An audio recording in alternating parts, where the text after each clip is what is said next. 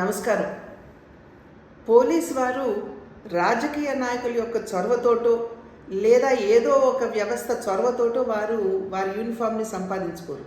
కష్టతరమైనటువంటి పరీక్షల్లో వారు ఉత్తీర్ణులై వారు ఆ అర్హతని సాధిస్తూ ఉంటారు.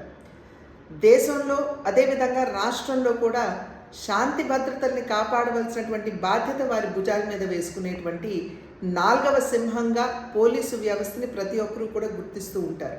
వారి ప్రాణాలని ఒడ్డి శాంతి భద్రతల్ని కాపాడటంలో వారు ఒక ప్రధానమైనటువంటి భూమికని పోషిస్తూ ఉంటారు.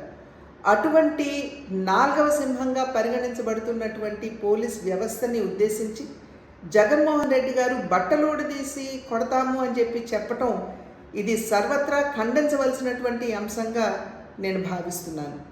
ఈరోజు ఏదైతే రామగిరిలో జరిగిందో, రామగిరి సత్యసాయి జిల్లాలో ఉన్నటువంటి సందర్భంలో సత్యసాయి జిల్లా ఎస్పీ ఒక మహిళ అనేటువంటి విచక్షణ కూడా కోల్పోయి ఈ రకంగా వ్యాఖ్యానించడం అనేది ఇది సమంజసం కాదు అని చెప్పి జగన్మోహన్ రెడ్డి గారికి తెలియజేస్తున్నాం. ఈరోజు ఈ పోలీస్ వ్యవస్థలో దగ్గర 5,000 మహిళలు ఉన్నారు అనేటువంటి విషయాన్ని జగన్మోహన్ రెడ్డి గారు గుర్తించాలి.